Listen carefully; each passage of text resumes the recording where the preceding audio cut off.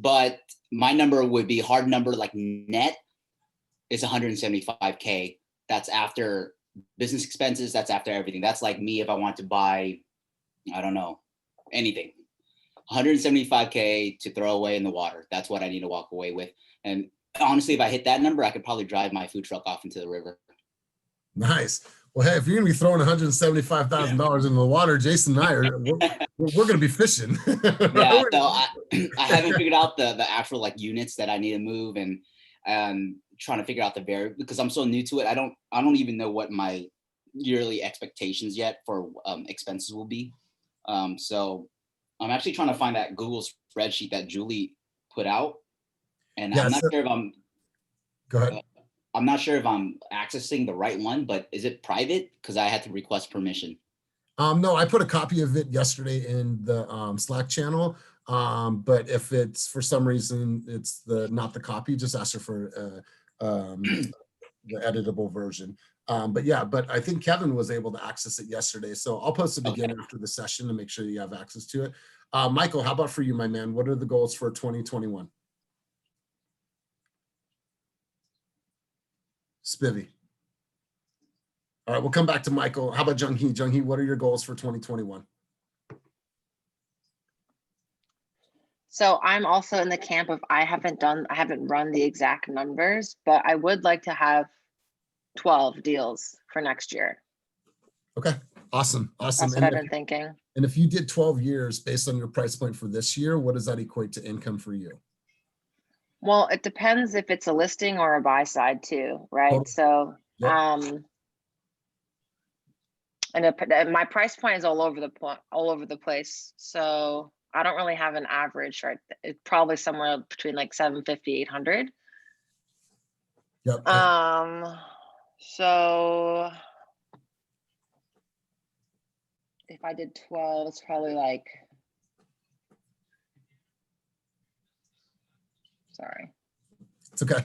And you don't have to figure it now. I just want you like the mind to be working and really start thinking about these stats and these figures and to make sure that this is because I believe based on your track record of the last couple months, I believe that you could totally do 12, if not beyond that. So yeah, let's really get fine-tuned with the numbers because some of you guys are on different splits. I'm going to show you an example once again in a second that we can just get an idea and have a template, and then you could change those numbers as you see fit. How about for you, Stephanie? What are your goals for 2021?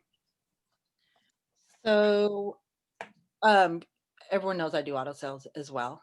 And so, I'm pounding the phone in the daytime. So by the time I get home, I'm tired. But if I'm turning deals, and that means, working with teammates part-time, I could do 8 to 12. My goal is to go full-time. And the only way I could do that is one, I'm purchasing another home this year. And I have to go of the auto business because my lender is like, no, you can't. We need that income.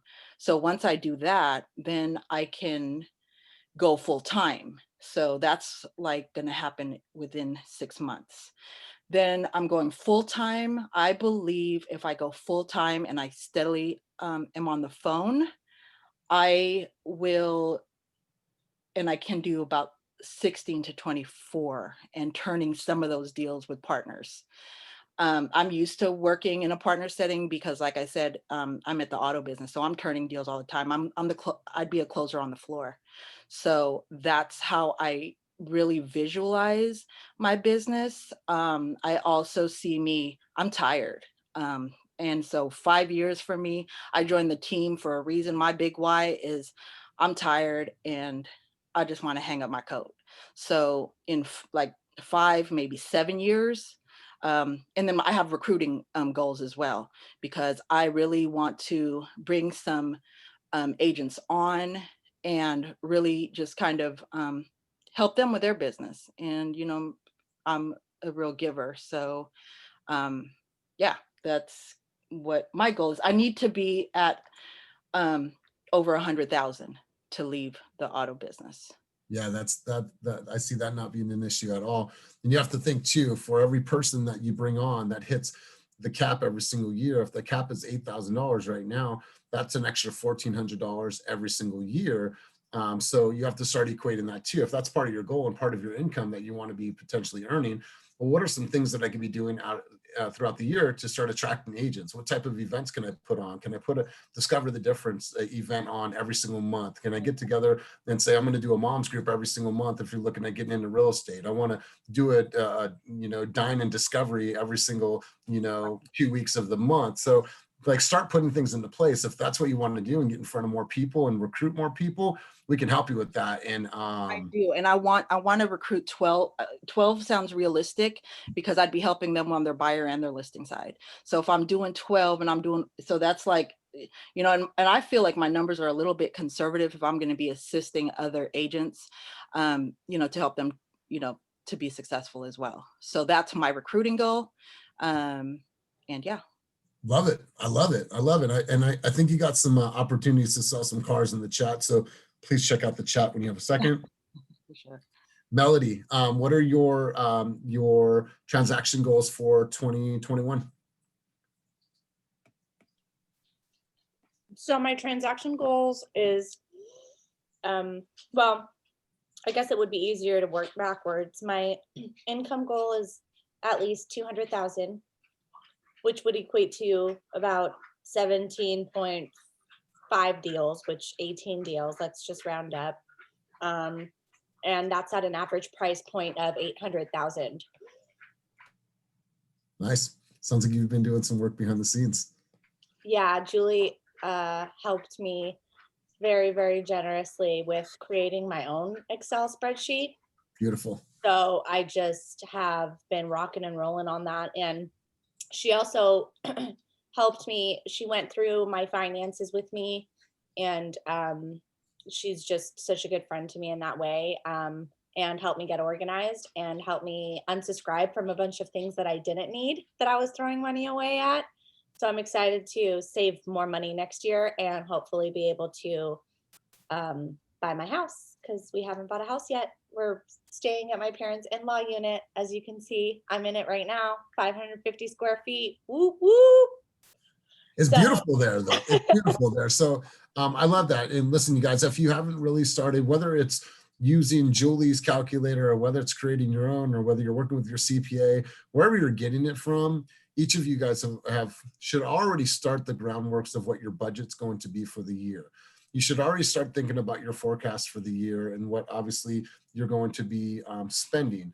If you know you're going to have 24 deals or potentially going to have 24 deals, well, if I'm going to be sending out gifts that are equating to about $500 per deal that I close, I need to start factoring that into my budget as well. Jen and I were just doing that. She's like, God, I probably spent like 20 G's on gifts this year. Well, yeah, but look how your business has grown. So start to think about those things and seeing that long-term vision. So good stuff, Mel. Amanda, how about for you? What are your goals for this year?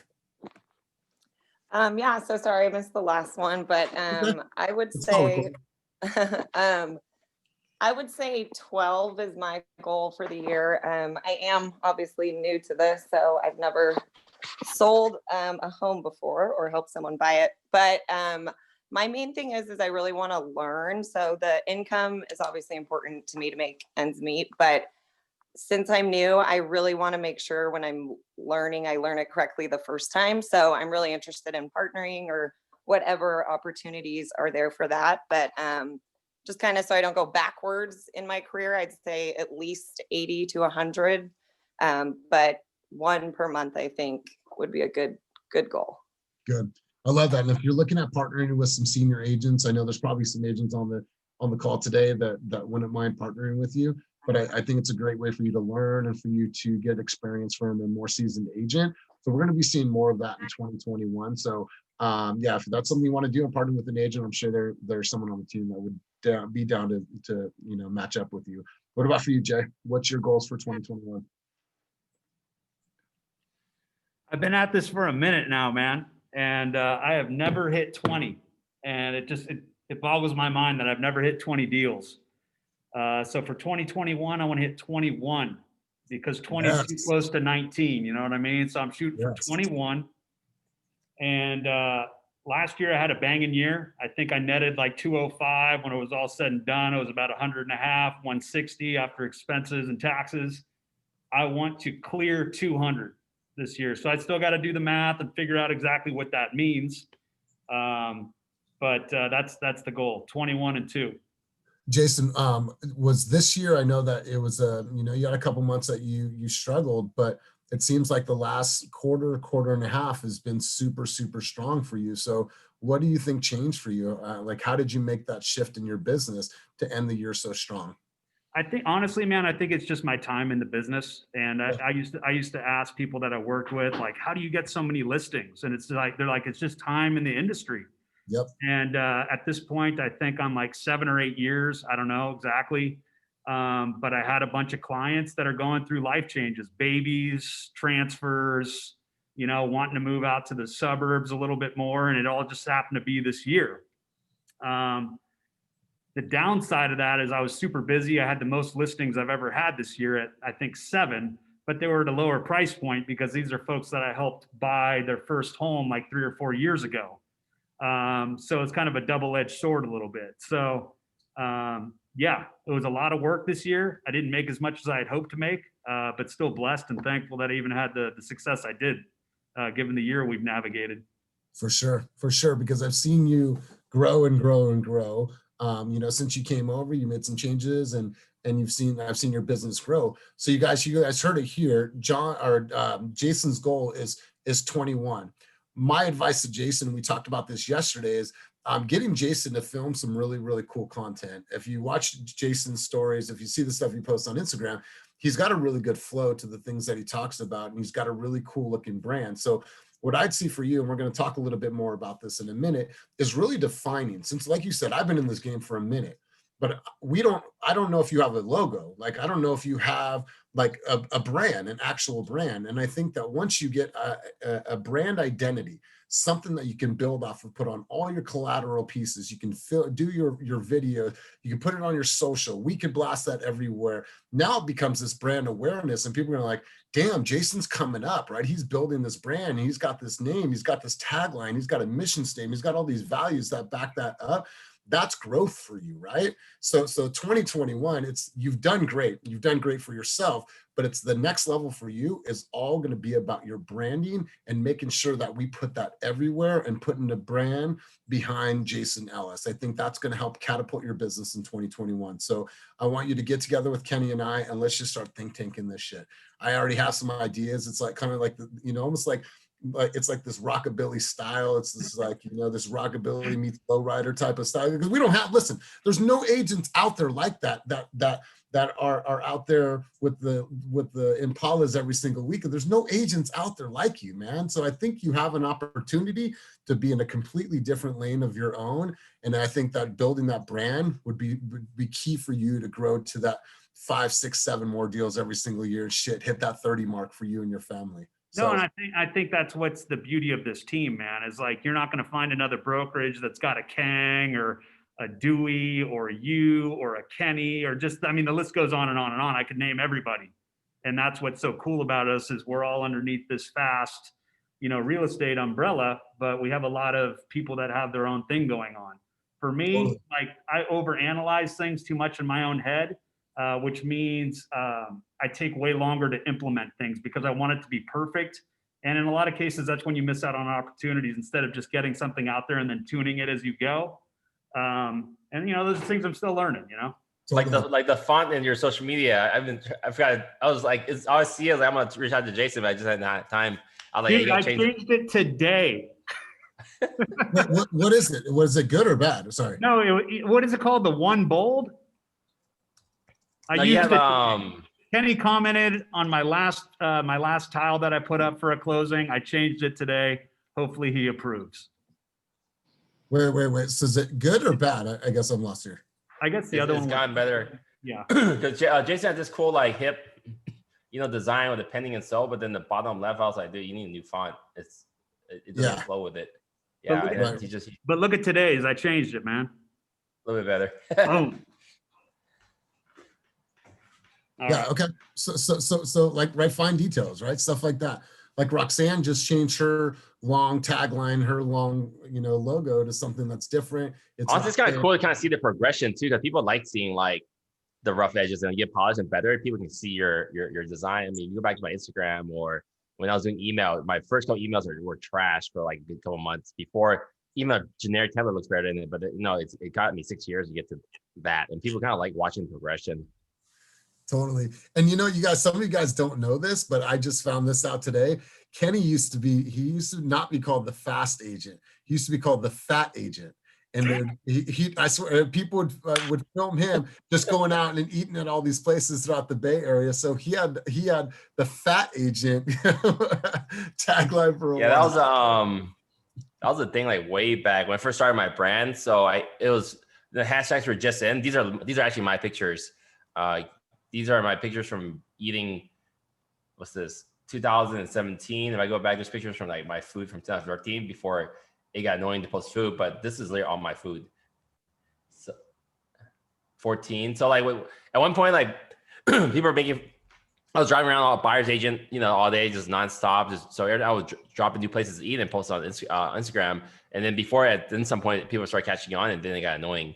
So like, this is like, but there's like 300-400 food pictures from back in 2012 all the way to 2015. But it's always like doing what's hot right then and there. And now it sounds really dumb thinking back, but right. This is why we're always constantly kind of suggesting new things for you guys to talk about. And, Kate's not on this call, but she literally dropped like 20 tips. Like, wow. Okay. And then now I'm thinking like she could be kind of business plan next year. She wants to focus a lot on agent attraction also, and also on top of her business.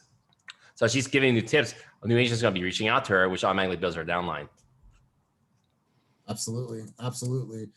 So, the takeaways from that, Jason, is let's focus on what that Ellis brand is going to look like, right? And we're going to talk a lot about branding today and about some ideas to really start building and marketing yourselves in different ways. So I've been thinking about that for a while. So let's put something in the works. Ryan, how about for you? What are your goals for this year?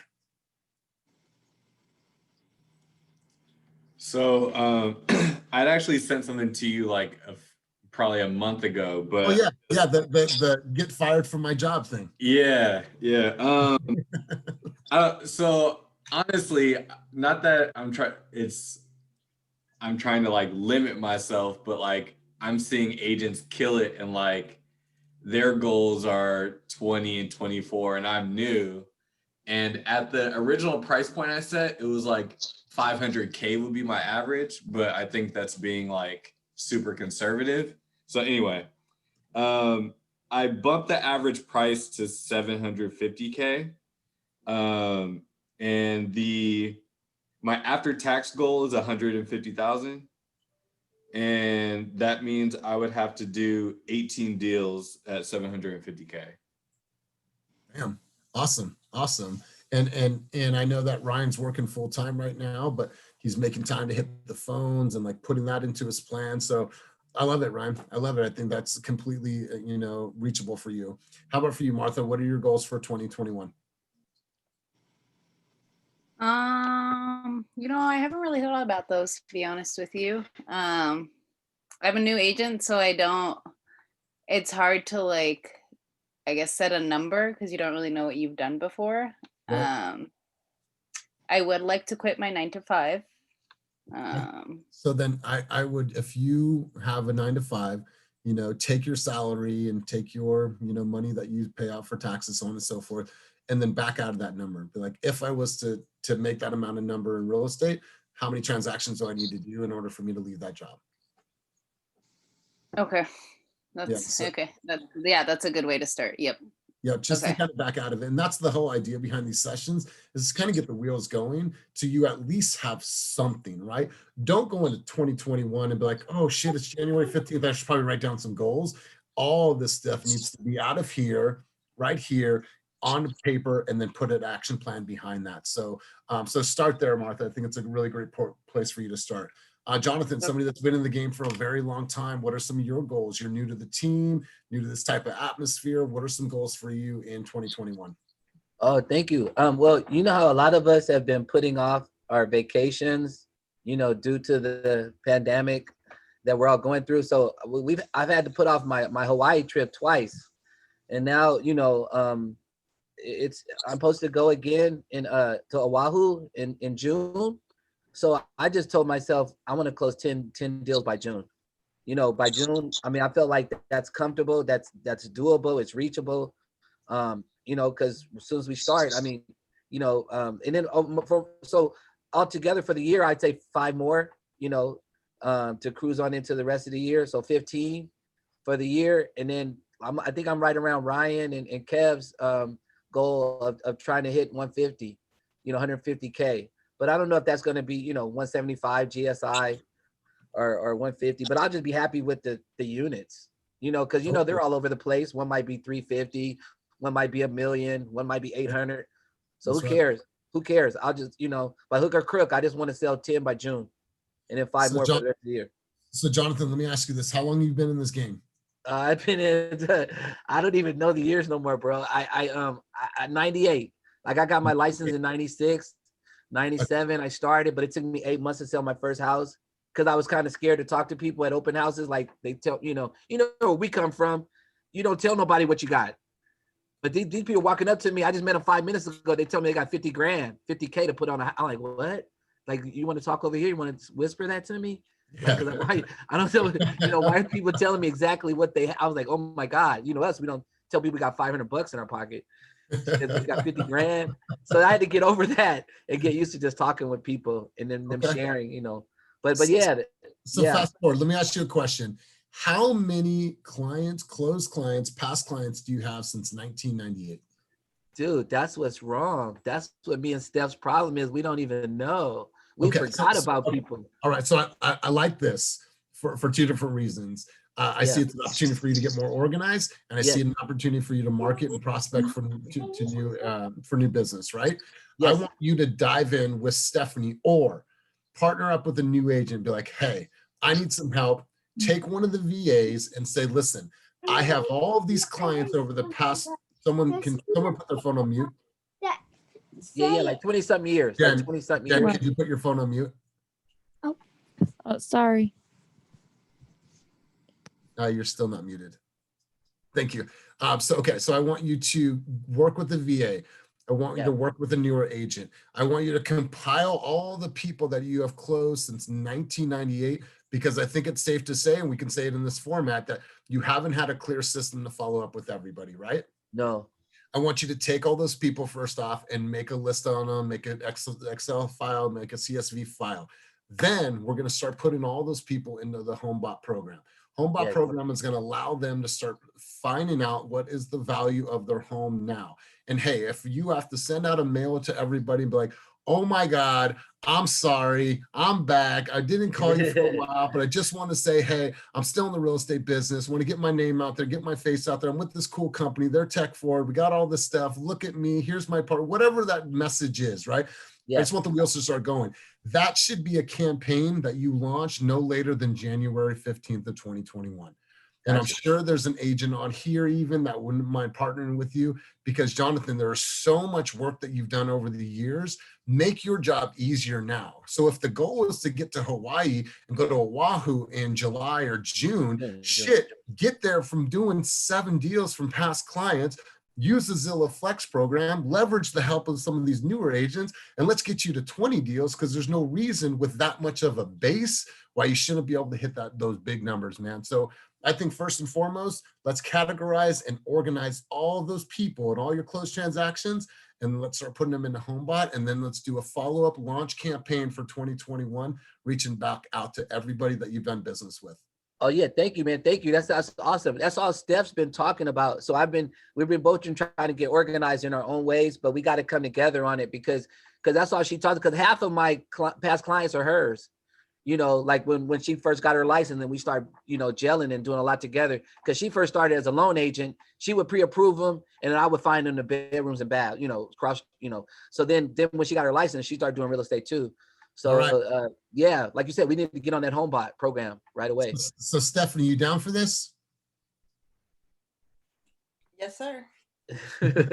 I know she's willing to do it right now, probably on the back end. So, all right. So you guys Okay, heard thank it here. We're going to get Jonathan to 20 deals this year. There's no reason you. why somebody that has your experience shouldn't be able to get there. Let's go over to Jen. So Jen had a goal this year of 24, super focused on the goal, was able to hit it for 2020. So Jen, what are your goals for 2021? We're in the same house, by the way, but she's out there. Okay, so we'll come back to Jen. Dewey, how about for you, my man? What are your goals for this year? Excuse me, for next year. Apologize. Production goals? Is that what you're talking Yep. about? Hopefully I can go 3 a month. I mean, that's the goal. Got to set it high. Last year I set the goal, or this 2020's goal was 24 or 26 deals. It was basically 2 a month, which I came really close to hitting. Or I might still actually be able to hit it, but Wait. We're not done with the year. yeah, we're not done with the year. So, I had some shaky ones this week, so I'm trying to make sure I close those and before they fall apart again. But next year I'm trying to ramp up to 36, so 3 a month instead of 2 a month. 2 a month. But I didn't really look at what I'll make from the what I'll make I guess money wise or income wise. I'm just focusing on 36 deals just to get those stats up. So he's like, if I do 36 deals, I know I'm going to make a good amount of money, right? Yeah. So that's right. And so Dewey, 36 deals and 30 into 30. Yes, 30 under 30. I love that. And Dewey, how long you been in this game, bro? Joined Climb October 2018, and I didn't start full time till last January. And last year, how many deals did you do for the entire year? I did 14 deals my first. This year so far I've closed out 18. And then I have a few left, four or so left pending. Love it, man. Love it. So you heard it here, 3 a month. I love it. Terry, how about for you? What are your goals for 2021? Okay, after hearing all these people, I think I'm going to 40 a month. No, 40 a month. Jesus Christ. I'm just kidding. I'm going to be on Terry's team. Yeah, I'm joining Terry's team. 40 a month. Actually, we always had a goal with Michael, me, and Pamela together. But with all the technology that we're now going to be that's available to us from the Fast Agent team, I don't see where it's not possible to do a minimum of 3 to 5 a month. Yeah, and that's 3 of you guys, right? All different skill sets, and you guys could all be running different campaigns at the same time, right? Like, exactly. All right, Michael, you're going to do your Hello Neighbor. We're going to blast it out to all these platforms. Terry, you're going to focus on reaching out to X amount of sellers in your farm this month. Pamela, you're going to do our Just Sold and all of our past client reaching out to all of our sphere. Collectively, that's 1,000 leads. We're going to do that every single month with different campaigns for the year. 12,000 touch points. If us as a team could reach 12,000 people, think about the opportunities that I have. So having 3 of you guys leverage each other, push each other, and hold yourselves accountable, because you guys are family too, right? So you guys can push each other in ways that exactly. Kenny might not be able to push us like that, but if that's your mom, or if that's your nephew, or that's your brother, you guys can push each other in different ways. So I love that. Terry. You guys can totally achieve that as your little mini team. And I got some ideas for you guys to really populate that Lathrop area, because there ain't nothing like us out there. We're ready to attack. That's right. And I'm actually doing Contra Costa, so we're kind of splitting up the farm a little bit there to where we get more advantage. Cool. Love it. Absolutely love it. Jen, she said she was ready. So Jen, you want to tell us what your goals are for 2021? Hi. For 2021, I would like to do 30 deals. That's assuming if my price point average is $750. It fluctuates. I mean, but I think it's probably going to be higher next year, but I want to at least try to hit 30 deals regardless what my price point is. And also hit my GCI of 250. Yeah, so that's my goals for next year. And also to team up with other agents so that I can get my unit count up. Nice. I love it. Absolutely love it. How about for you, Sang? What is your goal for this coming year? My goal is probably to hit about seven deals. Honestly, this first year has been kind of like just that learning experience, to be honest. And hopefully with that 7 deals, it's going to be, here in San Jose, hopefully it'll give me kind of like that cushion to finally walk away from that W-2 job, you know what I mean? And just jump into it full time. So that's my end goal, but we'll keep pushing. For sure. By a show of hands, how many people left a salaried position to walk into this role? So you guys, I left corporate, I mean, it was still in real estate, but I was, my salary was $150,000 guaranteed, right? And sometimes when you make those biggest leaps in your life and that biggest leap of faith is when you're going to grow the most. I feel that I'm happier now. I'm in a position to make more money. I'm growing. I'm thriving in a way that I never thought was possible. And it was all because I took that leap of faith. I literally burned the boats and I made that jump, and I'm super, super happy for it. So there's a lot of power in leaving that. You guys, I'm gonna grab a charger, but let's go over to Kim really quick. Kim, what are your goals for 2021? Sorry, I'm just gonna go somewhere where it's not so loud. Okay, so my average sale price so far from all the deals that I have going on and the one that's gonna close, I'm at like 678 as an average sell point. After the split, if I do about like 12, I'll hit like maybe a little bit over 100K. And that's why I really want, I just want to like focus on the systems in place and just really kick it into gear.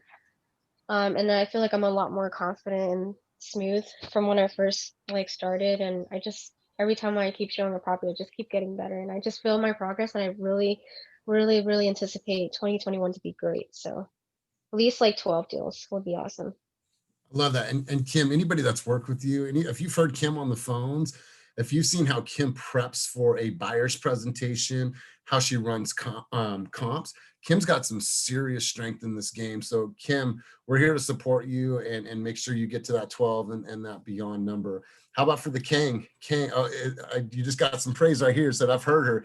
You are bad, Kim. Love that. So Kim, like people, true respect for you. And it's like, maybe those are things that you could start putting on social too. Like, hey guys, if you're interested in learning how I convert leads, in the lead pond, or how I communicate, or how I put together comps, like let's dive in a Zoom call, or let's do a live, or whatever the case is. Start attracting people, start showing them your skill set, because those people might be like, wow, how'd you learn that? Well, I learned that from, diving in with Kenny early on. We had a system, him, me, Dewey, Jen, Wes, we all learned this way. And that was really the foundation of my career. Start sharing those things, Kim. I think that we don't see enough of you on social, and having that skill set is something I truly believe that you can build on and start sharing with the masses. Okay, I'll buy a webcam. How about the Kang? Kang, for you, what are, when you look at the Kang's business, he had 5 deals last year from K-Dub, came over, he's quadrupled his business this year. So for you, Kang, what's the goal for 2021? Oh yeah. Oh yeah, what's up, y'all? Super cute. I'm in a bedroom, super cute. Oh yeah. Oh yeah. Actually, I'm driving, so you can't see me, but yeah, so my goal for next year, I mean, I had a really awesome year, and a lot, I attribute a lot of that success to being on this team and being surrounded by people that are always willing to help. So that's super awesome. And having said that, I think with all that in place, I'm going to try to hit, or I'm not going to try, I'm going to do at least 30 deals next year. And so I'm going to try to focus more on listings this 2021. That's definitely a weak point in my skill set. So I want to ramp up my listing presentation skill and take on at least 10 listings and then 20 buyers. I think it's doable. And, I've been partnering up with some of these newer agents, and, it's been super awesome. And to be honest with you, yeah, money's important, but right now in my career, I don't care about the actual dollar amount that I hit. I just want to do hella deals so I can get my face out there and, earn the trust of my clients and prospective clients. So that's where my head's at. Feeling super pumped. We got $1,000 on the line, right?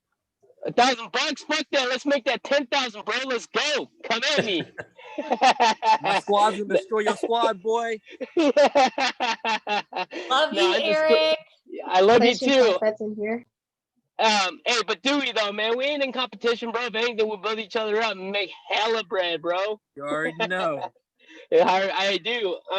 but yeah, that's my goal. I'm feeling super optimistic, and you know, again and again, you know, we're always talking about how awesome this team is, and I love the culture. I'm feeling pumped. Let's do it. Let's crush next year. Pumped. Clearly, I love it, man. I love it.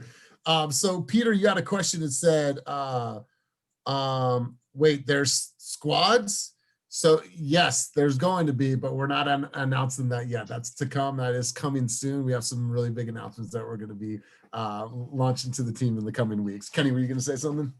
Yeah, I'm like, so like the squad, right? Stuff like that. Like you guys are always business planning. This is stuff that we're working on. So like, you know, we drop some hints here and there what we're working on, but we really don't have all the parts yet. So we've been booking meetings with other people that are doing way more sales than us to constantly get their feedback on how we can improve our systems. Like Julie, is on here? We had like me, John, and Julie had an hour call with this guy named Sunit. He sells 600 homes a year in Sacramento. So we had an hour of his session trying to figure out all his systems. Yep. So we're doing tons of planning because you know, obviously we're taking Zillow Flex and we are going to be the premier team in California that's on that team. So we're definitely putting some huge things behind the scenes to make sure, once again, like when I started out this call, that you guys have layers and layers of support. So it's gonna be incredible. We need a rookie of the year for 2021. So it's kind of cool that you say that, Stephanie. So on January 5th, we're going to be holding our Fasties, which is our Grammy Awards for all of our 2021 honors. We're going to be doing an awards ceremony. It's going to be a black tie event via Zoom. And one of the categories is going to be Rookie of the Year for 2020.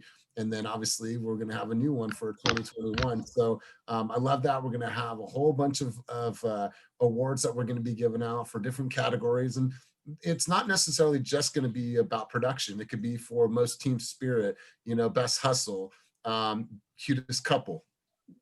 There's going to be there's going to be tons and tons of things, and we're going to be rolling that out in a couple weeks. But Donna's on the line. Donna, really quick, wanted to go around the room. We've declared what our goals are. So this is your second goal planning session of the day. So Donna, if you can share with us what your goals are for 2021 and maybe some of your takeaways from the earlier session with Joey. Yeah, so this year, I Okay, just hold finished on my really last quick. showing. I'm actually Hold on. driving back. Okay. I love, you could tell she's driving a Tesla, right? Because you don't hear a thing, right? Really? I didn't know. I was Like you, that is so it's like cool. she's super quiet. Anyways, Donna, go on. Is it? Oh gosh, I thinking I'm hearing I really love it. cool. But yeah, so I really, Roxanne, if she's on here, she is amazing. She is on fire. Her, you know, she built up even that that webinar that we were on today. I think she took it over. She was great. She was shy. I was like, don't be shy. You should be proud, you know, of all your accomplishments, because it's just amazing. So learning from this team has been great. My goal is to track my productions, like seriously, the numbers, like our conversion rate, right? Those are the things that I don't track, because I mean, I go on these appointments and whatnot. And so making sure, I've always never sat down and do my conversion rates on it, because if we're going to be on the Zillow Flex, we want to make sure that our conversions are good, right? At the same time, we're accountable to ourselves, because we want to make sure that we're able to convert those leads. That's always been one of my harder things, because I've always been working as a referral based agent. So this is all new to me. And so like, I'm ready to do those auditions, because, oh my gosh, I don't know if anybody's going to turn their chair for me, but I hope one of you guys do on that. So, but other than that, I mean, it's just been great. That's my deal right now. I think my goal, I don't want to set a goal that I can't reach, because I don't want it, but I think for myself, personal goal, I think 12 is a good number that I think, and I think I can reach the 12 for sure. But if I can reach up to 24, that'll be stellar. Yeah, Donna, and I think that you have such great exposure in the industry. I think people really, really like communicating with you. I saw your video for your new listing.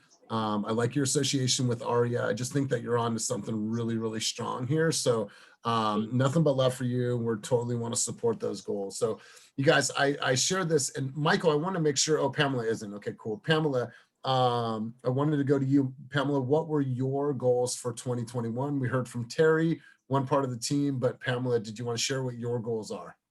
Oh, can you hear me? We Let me- let can, me- yep. Okay, let me check my. Okay. I'm like literally looking at, I haven't made a final decision yet.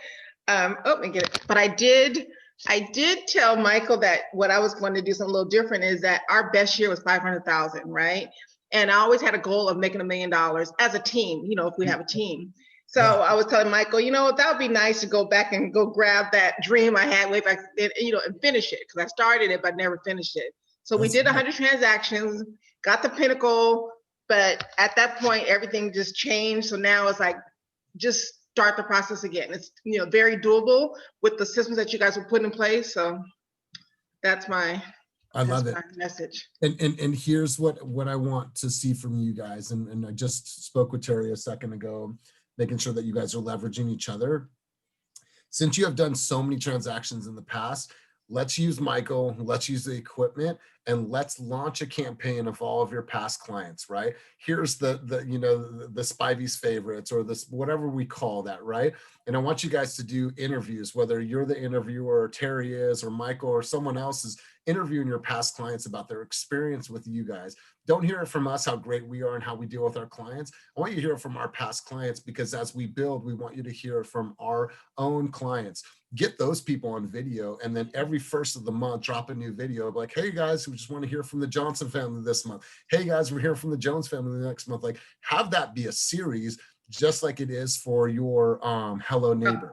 Then maybe it's like, I have so much experience. These are things that I could teach agents. Hey guys, if you're wanting to know how to fill out this, or you're wanting to know how to track business in this way, or if you want to know how to launch a successful, farm in a particular area, tune in and listen to me, Terry, and Michael drop some knowledge and some gems about there. It's a 30-minute session. Feel free to drop in. Since you guys have this great video presence already, start to do legs of your videos, right? I'm in my community. I'm talking about my clients. I'm talking about the home buying process. I have a library of things. Now I can start sharing with the community to really leverage all of that success. 100 deals that's a milestone, right?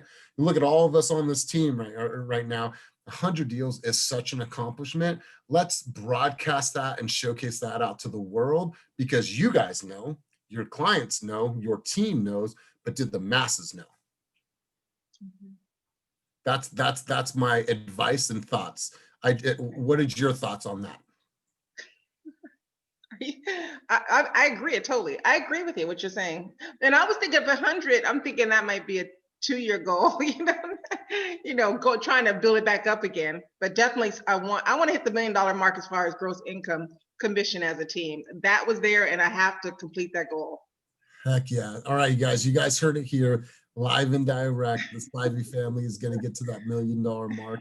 So let's get that video on everything, even if it's documenting your guys' day in the life. I'm going to meeting inspectors. I'm doing this. Like, since you guys have the equipment, you guys are great at editing and putting it out to the public. Let's just have multiple layers of that, because I think you guys are onto something really, really strong here. Okay. Cool, you guys. So awesome. I love it. I want to share this with you guys again, just so you guys can see it. Let's go here. So I added some elements to this. Jen and I were working on this last night. So let me just present this. Okay. So I put this in the Slack channel, and all of the last recordings from the last couple of days, they are all in the Slack, as well as all of the templates and the worksheets and things that we've been working on. We've been talking about our goals. We've been talking about income. So I did a scenario and I did a breakdown. Now, mind you, some of you guys are on different splits. Some of you are at different levels. This is a benchmark, but at least you'll know the formula and you can start plugging in numbers your way.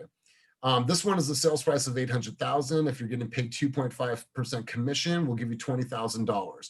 From that $20,000, if you're on a 75% split with Fast Real Estate, this would be what you would get after your split.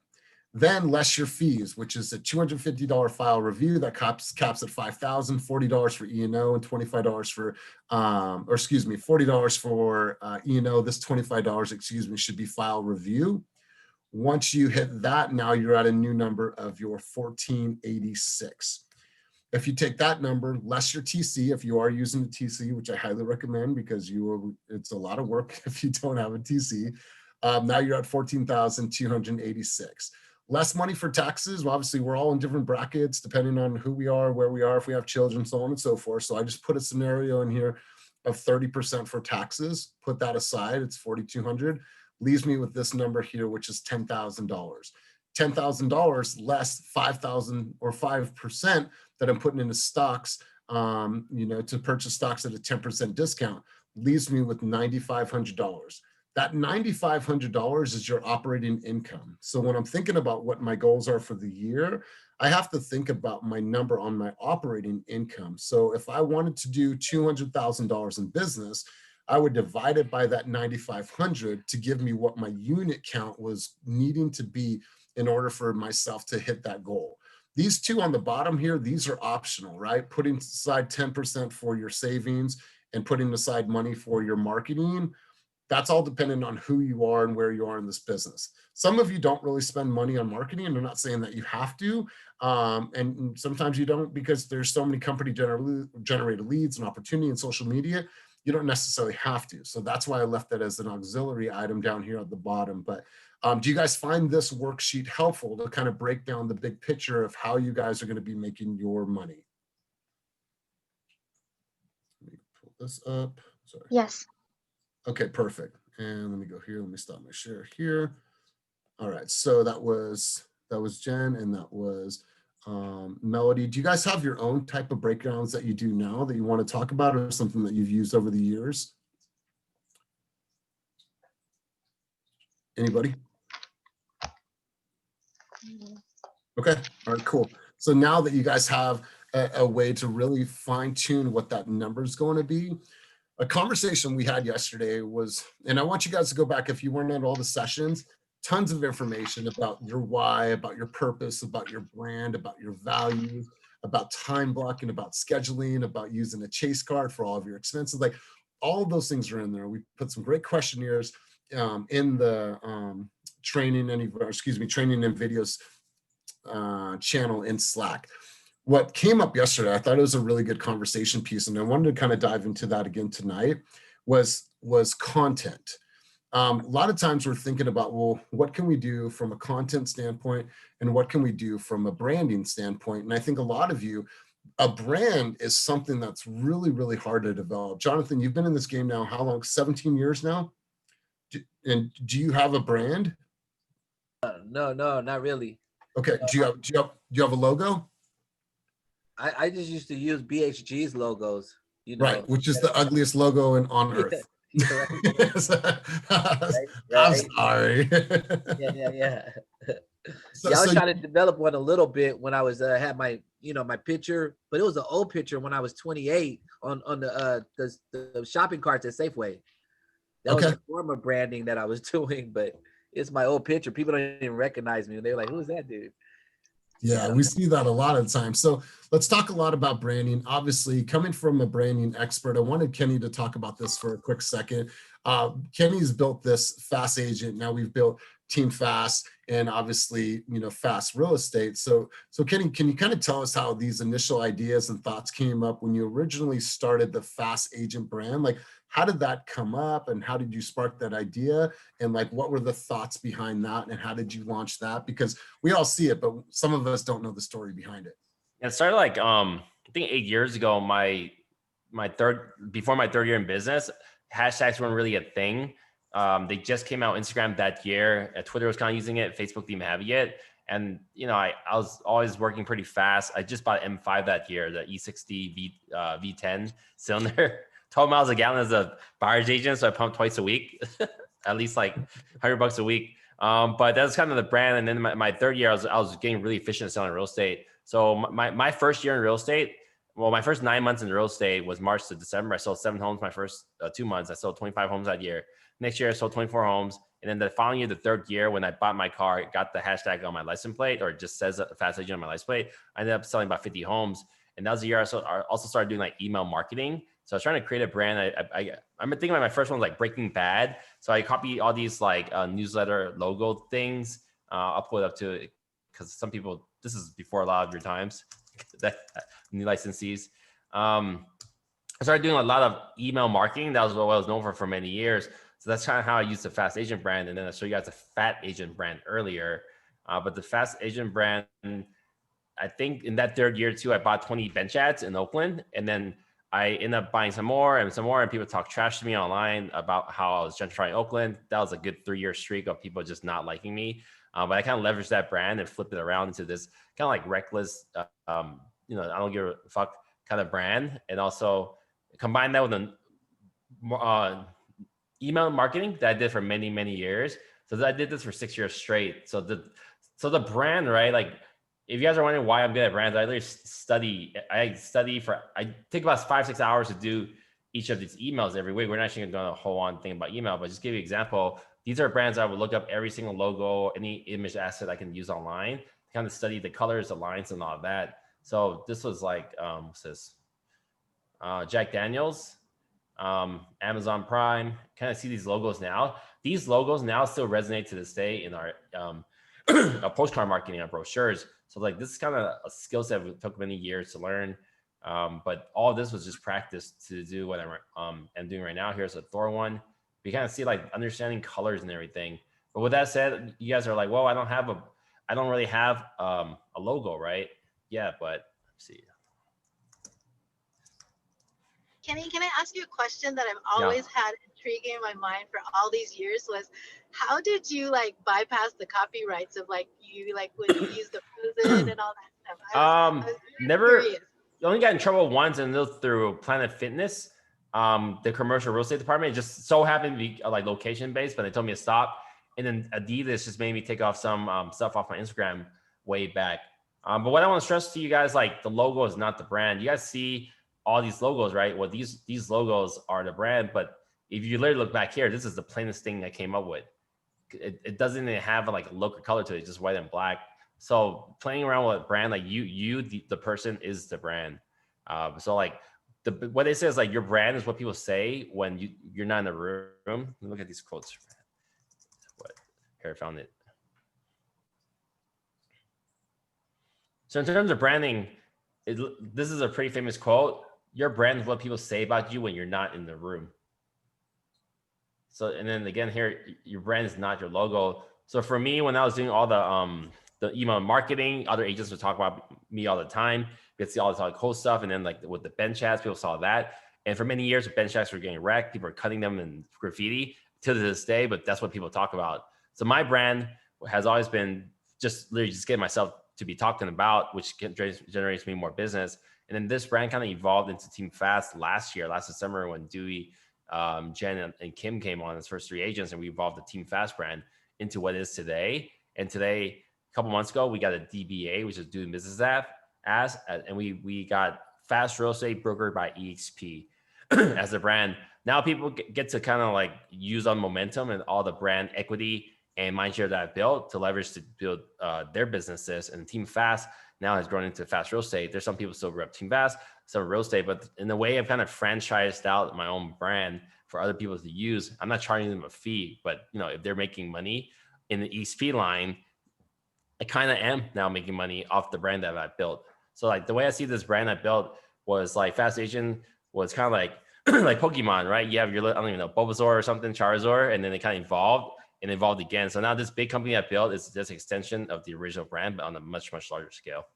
And just so y'all know, when we first started this team, I was like, hey, Kenny, can we get some Team Fast swag? He's like, can y'all sell some homes first? And I was like, that makes sense.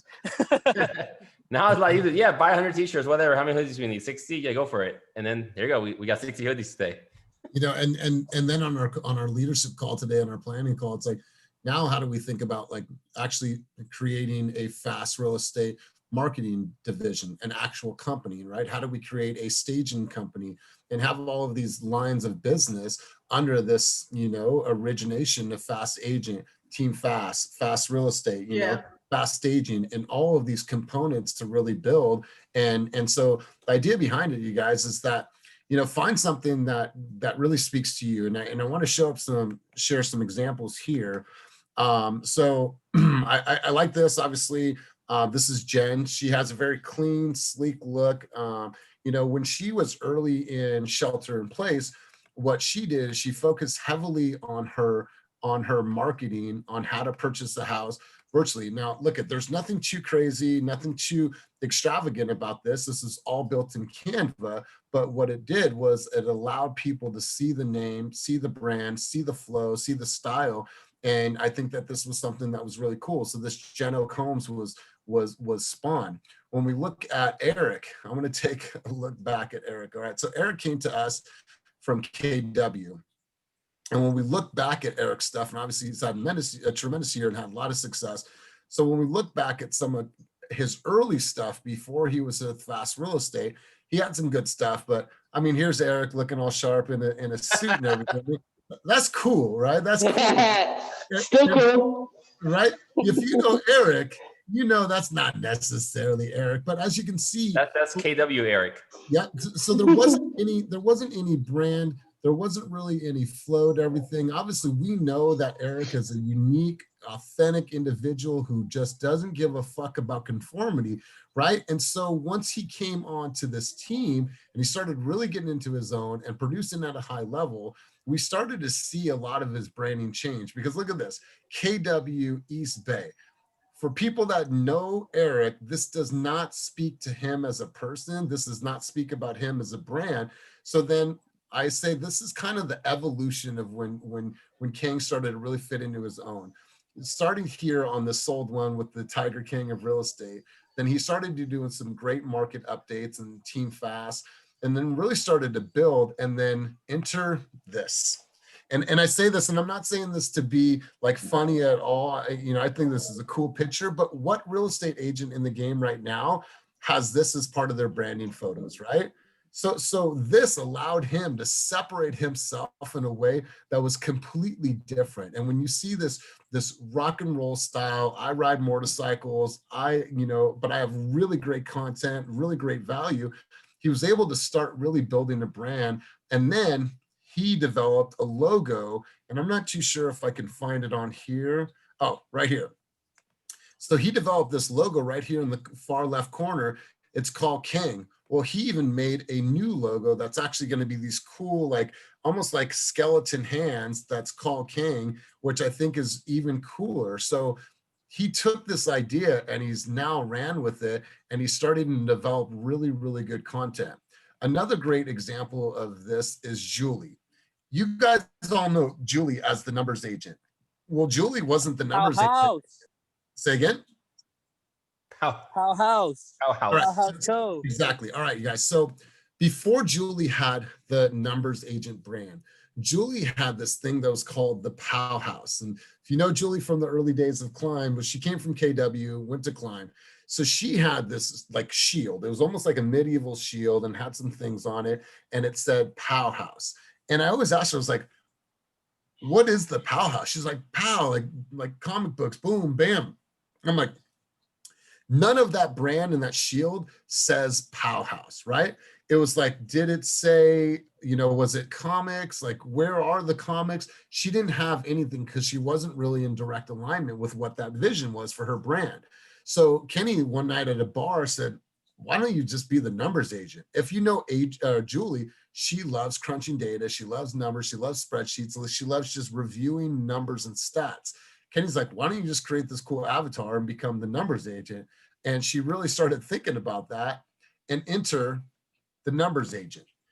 So once Julie got into direct alignment with what she felt was her best logo, her best brand, her best style, she started to really, really grow from there. If you look at all of her content, the things that she's created, this numbers agent thing has really, really taken off.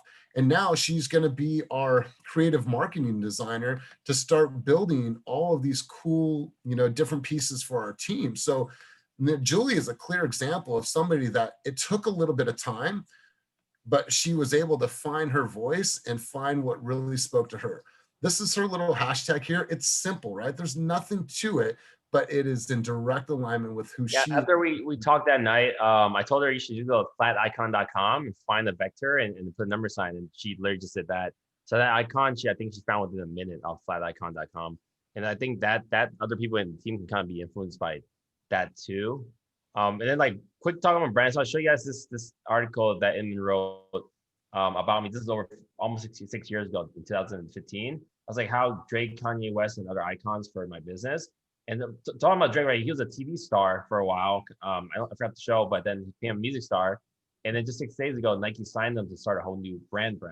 Because then this is on like talking about like you guys are the brand. Yes, you sell real estate, but that's just something you do. Like you're the person that people want to talk to get to know more and like and trust you to do things with them. You want to be their resource, a local resource, knowing the best restaurants, knowing the places to get your car fixed. For me, maybe it's tech gadgets. Every time I buy something, people hit me up like, "Hey, they're the best one." I say, "Yeah, there's a ton of research." They trust you right away. How do you make yourself like authority and an expert in whatever it is you do, whether it's bicycle or makeup or jogging or whatever it is, community stuff? Like you want to be that person, and that's what people are going to align with. So when they think about real estate, they'll think of people they like first, not necessarily the highest number of sales whatsoever or whatever. So like you want to make yourself brand. I think why we've lucked out in the last couple of years versus like why aren't the other top agents in your area brand? Well, they don't do social media. They are a brand, but only to people they know like face to face or mingle with. Now with the power of social media and online marketing and video and scale, people can know who you are without you ever meeting them. Like I think I was talking to Melody for a good month on the team to have met her, and I forgot that we didn't even meet yet. Like same thing with Christina. Like, oh yeah, wait, we haven't actually met. I think many people here have actually not met yet. But you know me and I know you because we talk like this, and also I've seen some of the digital assets you put up. So this is the brand. Like when you're not in the room and your camera's away, like what do people think and feel and do? Well, I think, and then the picture I'm using right now, I think describes my brand because it's really I just don't care. And I have a scooter, I ride around all day, but this is the thing. Like, wow, you need to be impactful, and if you look at Eric's old stuff, it's a little bit more generic, and as it progressed, he got more comfortable putting more things up, and then now you kind of at least even if you didn't know him, you kind of have a feel for him, and that's the thing. Like some of us here have not really posted much online yet, so people really don't know who you are. Your stuff is still pretty generic. So for you guys, we were on a call earlier, and our business coach said, you guys are like the Apple of real estate, right? And let's use this for it. And we were obviously honored for Raquel to say that.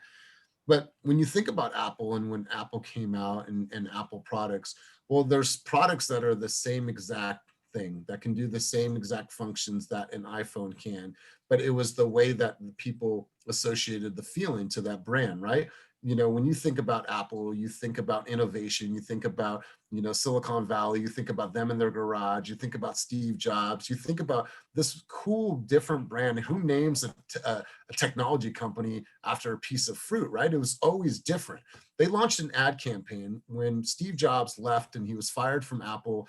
He went and launched Pixar and had great success.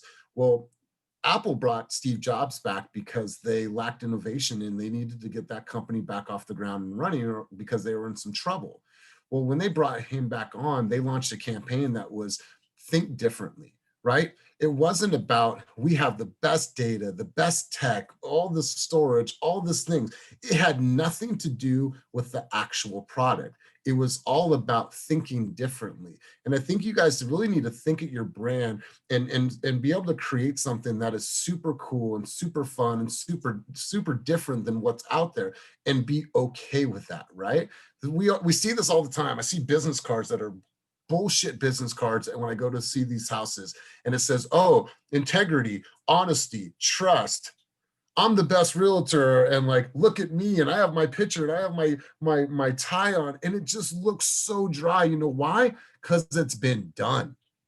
Apple did something that nobody else did, is they created a brand that spoke nothing about what this was. What they spoke about is the message and why. We want to create products that are going to unite the world. We're going to change the way that people communicate for the rest of our lives. We're going to give you guys instantaneous access to thousands and thousands and thousands of songs that you've never had access to before, right? That was the vision. So when you guys think about what your brand is, it's like, think big, think like, hey, think differently. And I really want you guys to start thinking differently about what my brand is. If there's some crazy freaking idea, it's probably dope. It is probably dope, whatever that crazy idea is. You think about what Kenny does, people will see his stories. I remember when we were leaving Climb, and Kenny was doing his thing and rolling some joints and talking about his stories on, and people are like, oh my God, I can't believe Kenny would do that. You know Antonio what? Brown of real estate. What's that? Antonio Brown of real estate free agency. That was like the most perfect analogy ever, because it was like right when Antonio Brown was like wilding out, doing crazy stuff, super, super talented. Like, dude, I'll never forget that story. So did you have like a handle of Tito's?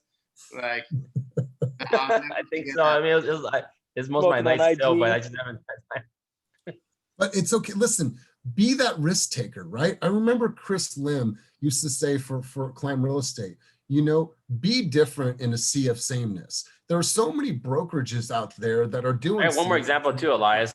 Yeah, please, Warriors man. Parade, first year they won, not the second one. I dropped $21,000 on the Warriors Parade for the skywriting, and like at least 16 people hit me up, and their agents and lenders, their friends hit them like, dude, you know this guy Kenny Trung up in the sky, because I did 5 lines, so it was 4 G's each. It's just a Kenny Trung, #1 agent in Oakland, Climb Real Estate, #1 agent on Zillow, Kenny Trung, and then something else I forgot, but that I bought that. I mean, those 4 lines. I don't know. It's all on Instagram. I saved it, but that was the talk of the town for like when I run into people, they were like, dude, like I saw your Warriors thing last year. So I can't give you a value of how much business I got that from that, but I'm pretty sure I made my money back. If a couple of people told me they've seen it, right? It's just like, just do things that are a bit outrageous, but you know, like Elias said, it's probably a great idea just because if no one's done it yet. I looked up at the sky and said, that was the most punk rock fucking shit I've ever seen. In a sea of the most beige, boring, stupid shit. In this Wait, you saw it in person? Son, look up, man. It's like Superman up there. And they started spelled out my name. I planned that the same day that the Warriors won. I was like, shit, I should just do this. And then I was thinking, should I do this? Should I not? I got a quote on it. And then I was like, next day I signed it. I was like, you know how much this is going to cost? Whatever, it's marketing. Like, and then that was it. And next year I was like, should I do this? Like, I'm not feeling like doing the same thing again. And good thing I didn't do it, because then after the parade, everyone just kind of like cut out really fast. And then I think I got to be in the parade that year. We had 2 parades. We had 2 parades, right? Not 3. Yeah, I got to be in the parade that year because I work with Oakland Public Education Fund, so I got to be on this train thing. It was pretty cool. Dude, and you talk about like brand recognition, and I tell this story at the time, but we have some new people, but when I was living in Oakland and I bought a house, and it was before I was in real estate, and I was like thinking about selling it, and I actually hit Kenny up. Like, he was the person when I wasn't in the real estate industry, didn't know anyone, was thinking about selling my house, and for some reason, and I wish I knew why, for some reason I thought to hit Kenny up. Like, and so that it who knows, but all these branding and marketing things that you do to get your name out there, like they'll get you top of mind. Because I literally like I reached out to Kenny, and he like the next morning I sent him an email at like 6 in the afternoon or evening, and then woke up to an email like, here's some comps, and there was a picture of my house too. Like, he had driven by like that morning or at some point, like driven by, taking a picture of my house, sent me comps and all that, and like was ready to, you know, and we didn't end up selling, and we stayed for years, and by the time we sold, I was in real estate. But like, the fact that I reached out to Kenny is like, it's a pretty amazing story, really. Like, it's a small world that, like,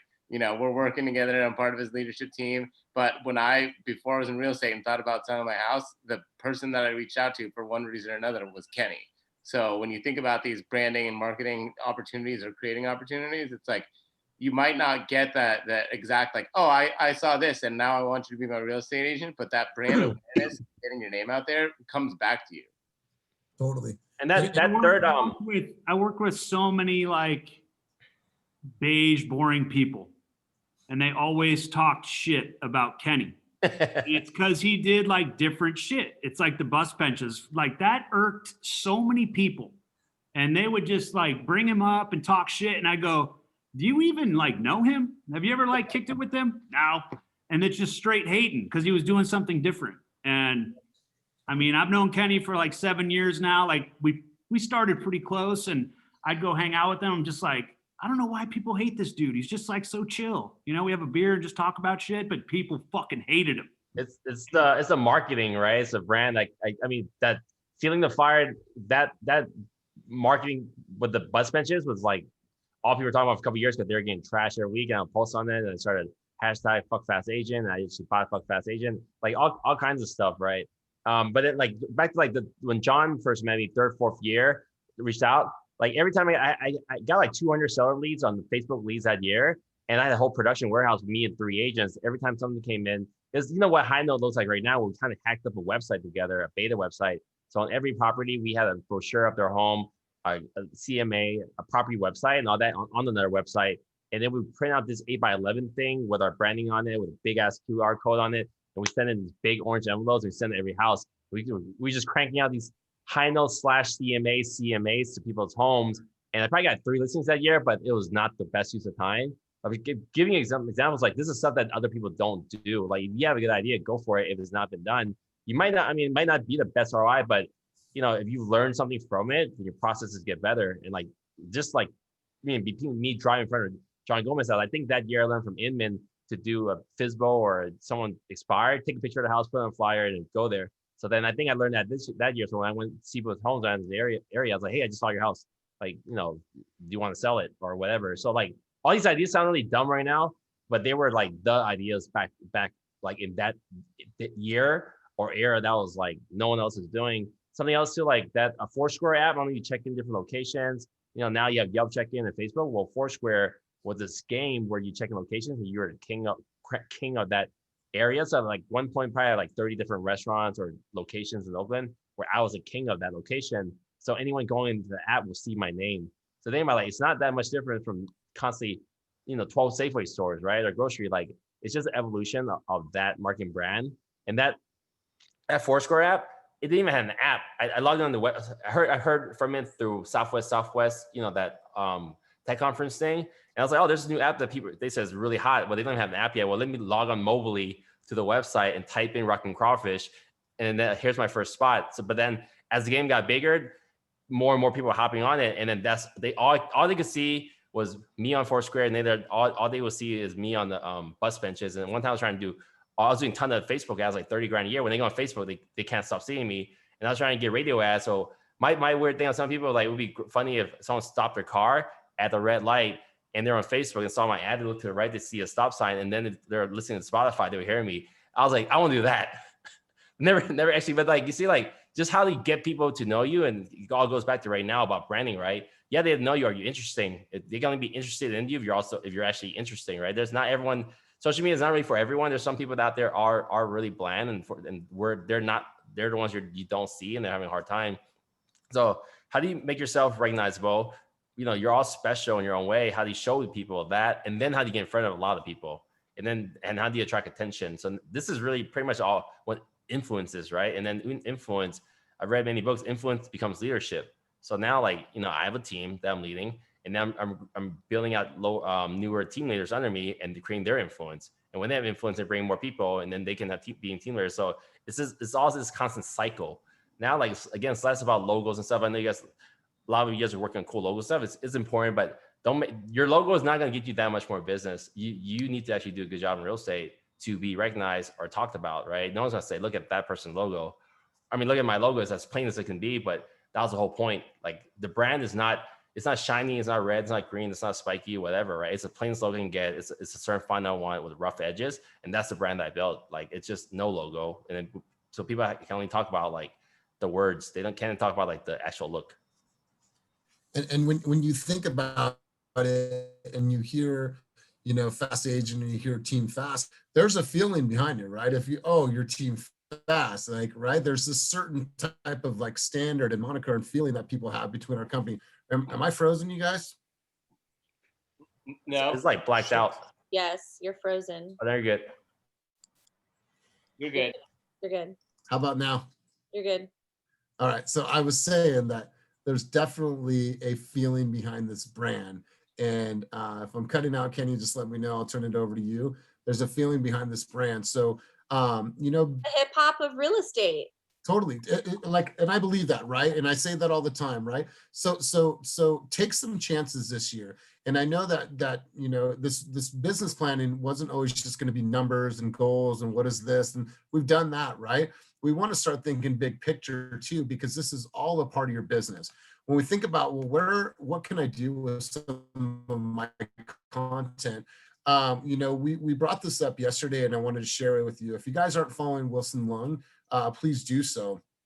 Tons and tons of things that he's doing on social and building his library. So I think Melody is going to be somebody that in this coming year, you're going to see tons of content, tons of videos, tons of ideas, and tons of things that she's going to start documenting.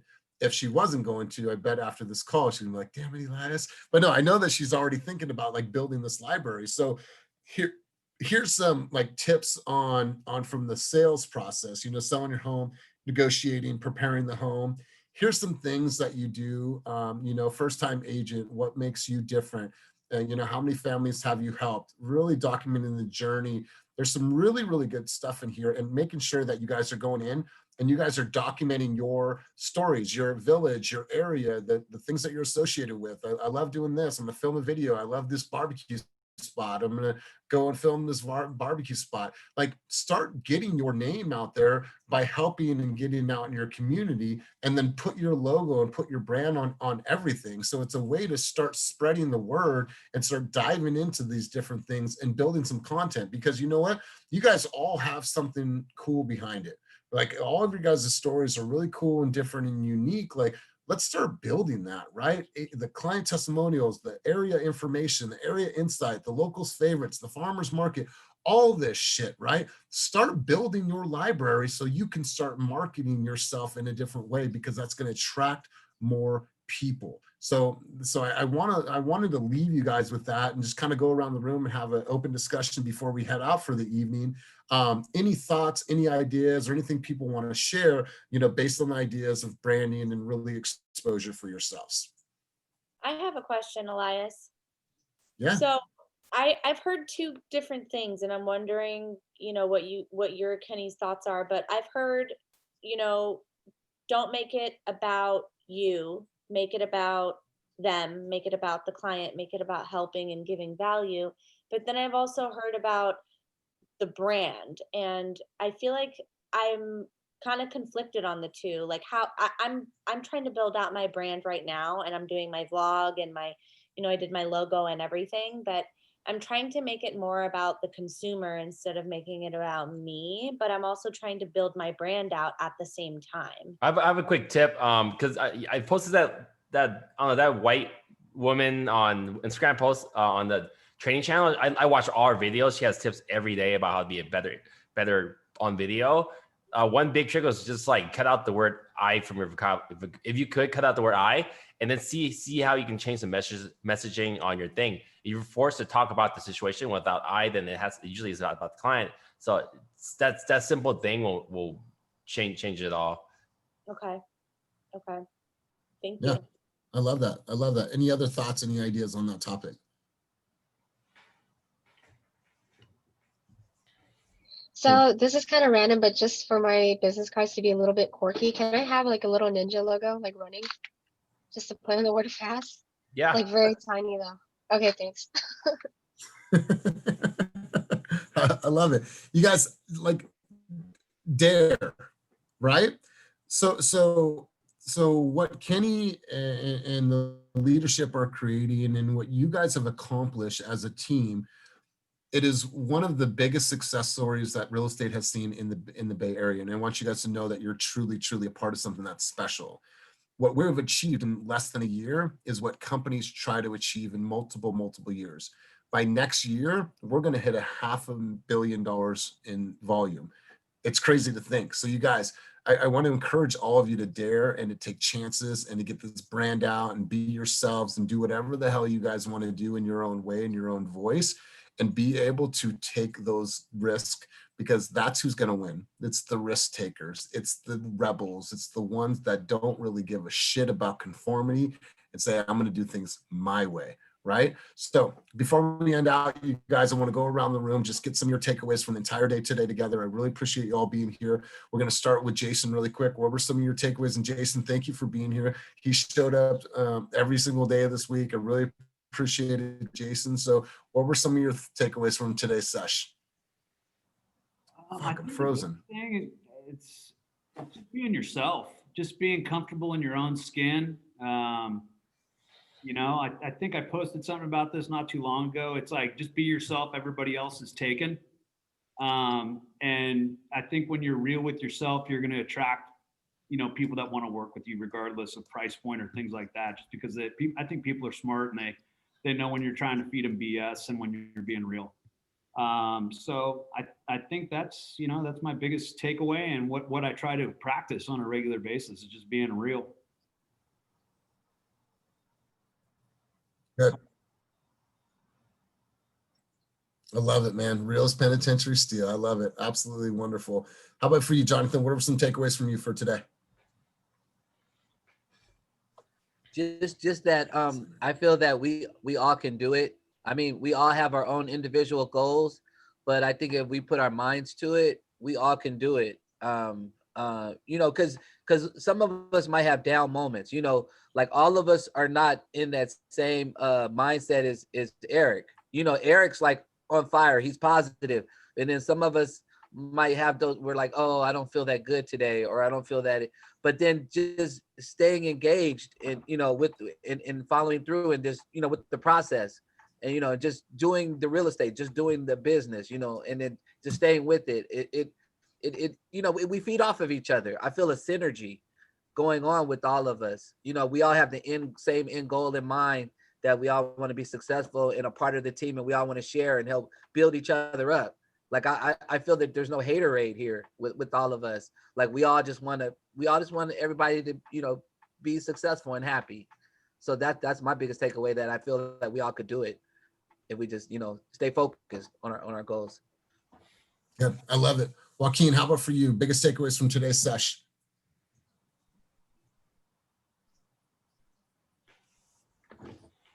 Can you guys hear me? Yep, we can hear you, brother. So, you know, going back to the goal setting, right? I forgot to mention also referrals and recruitment. I think that's really important as well to, you know, think about a number for that, not just how many homes I would want to sell.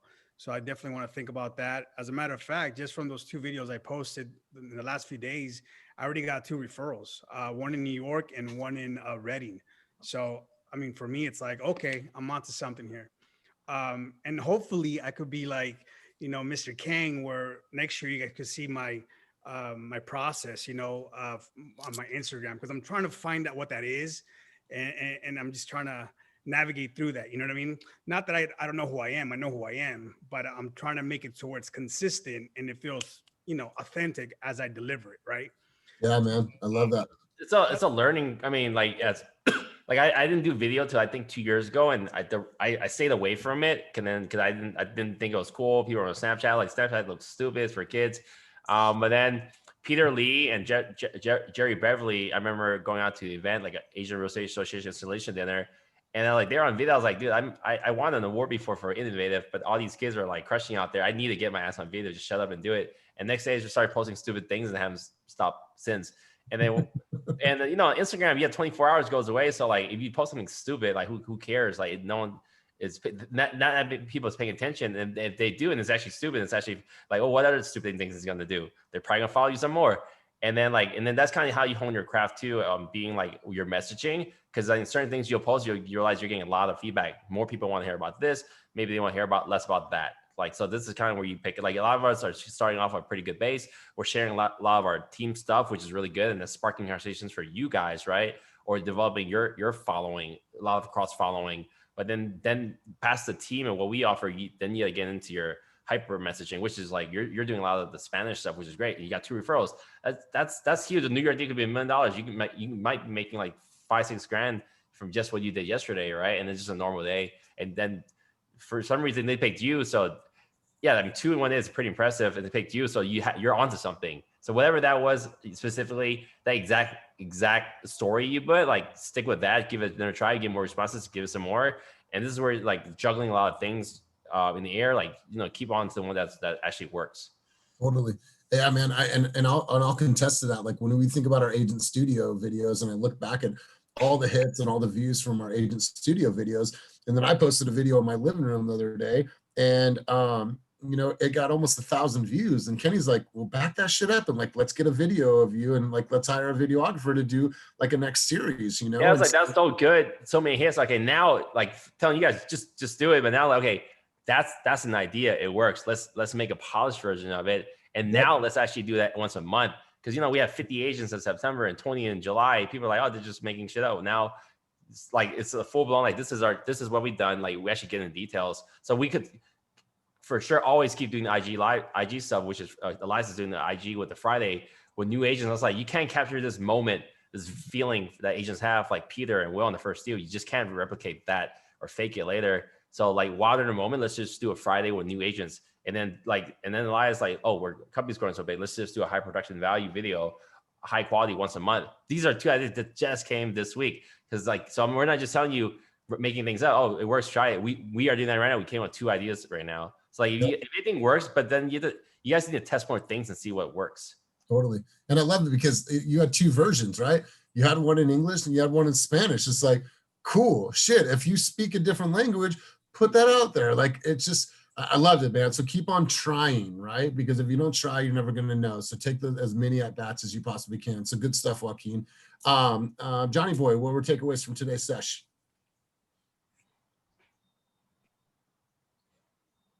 I learned that cloud writing is $21,000 for 4 lines.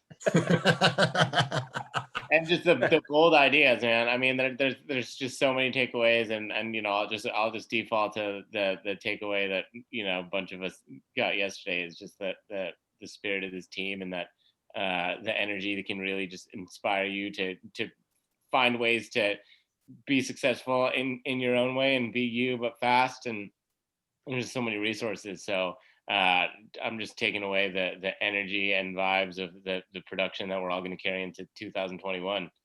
Thanks to. I love it. How about for you, Donna? Biggest takeaways from today's session? I attended, I think, several business plannings today, and I learned today as well too was if there's things that we can pass on to somebody else that you can pay to do it, because like if it takes you X amount of time for that and it takes you away from your business wise, learn to leverage that, because let go of that control freak thing. That's what I learned from that. That was like nuggets, right? And so we're like, okay, so, and then that gives you time to focus on things that produce for your business, right? And on that. So I learned that today. And then secondly is, you know what? Innovators are always like leaders, right?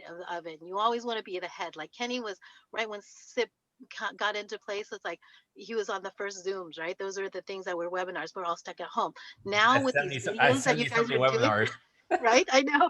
And then like these videos that you're doing, others are attracting and seeing. And then you see their companies and they're starting to do that with their agents, right? But they've been in business so many years and they've never started that until they're seeing that. So, well, like I was saying, you know, people are watching us and they're watching what we're doing. So have it, and it goes out there and it's pretty amazing. I had one agent, he's a top producer, top 1% in the Bay Area, that reached out to me and says, you know what, Donna, you know what I noticed? Because the fast life looks good on you. It seems like you found it.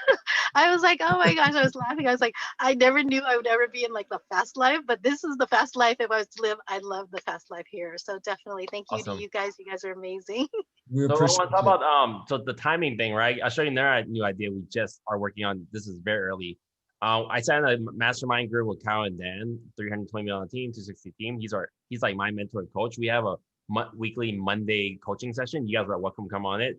Every other Monday is a regular for everyone, and every other one is only the top like 30 million producers. So one thing I learned in Dan Bear's company, his agents based on productivity in the last 6 months, there's 9 tiers. So depending on tier, they get access to an ISA. Depending on tiers, they get a food budget. They get a maid service for their home. Some guy just wanted a Rolex, private office. The top agents, he even has a Uber credit he sends to them, because all this stuff is stuff that, and then he even does like $10,000 family trips for top producers. Some guy put 10 contracts in last month. So like this is what I just learned on Monday. We're trying to actually activate that for a team. Like, how do we, rather than like let's talk about splits all day. Because then if I give you $100, it's not really that big of a deal to you, but $100 for Uber, you have to use it, which is gonna save you time. Which is, if you're in Uber, you're probably making more money. Like, these are things that you guys aren't doing that I do. That I talk about, like, well, how do we get this to them? Well, you guys are like, some ideas we brought up, like, well, and Elias was on the call, like maybe home tutor, like someone to help you at home, so then you can focus on your production, but they're also being well taken care of. So like, we're trying to find out. I need to get the playbook from him, but find out these new programs and how we can reward our team the same thing. And real quickly, this is Kyle Whistles. This is what he has for his team based on their production. Depending on closing, do they get an ISA? Do they get the nurture appointments? Do they get one-on-one coaching? Do they get into special, I don't know, all these things. But these are some ideas that we're reaching out to other team leaders to learn about to add more value here. So we want to keep split the same thing, but continue to add more and more value to make your lives easier. Right? So we're kind of almost pushing the playbook on you. If you want to be more efficient, this is how you do it. Versus oh, I think you should do this. I think you should do that. No, here's some credit for Uber, stop driving. Here's some food. Here's groceries for the next month. Here's groceries. You don't have to go shopping now you spend more time at home, which is gonna make you happier, which is also gonna make you a better producer when you are producing. Yep. Here, Eric, you hit this amount of production. We're gonna pay for fucking for you for the next 3 months, right? Shit that's important. Shit that's important, right? So dude, prove it. So Pamela, how about for you? What were your biggest takeaways from tonight's session?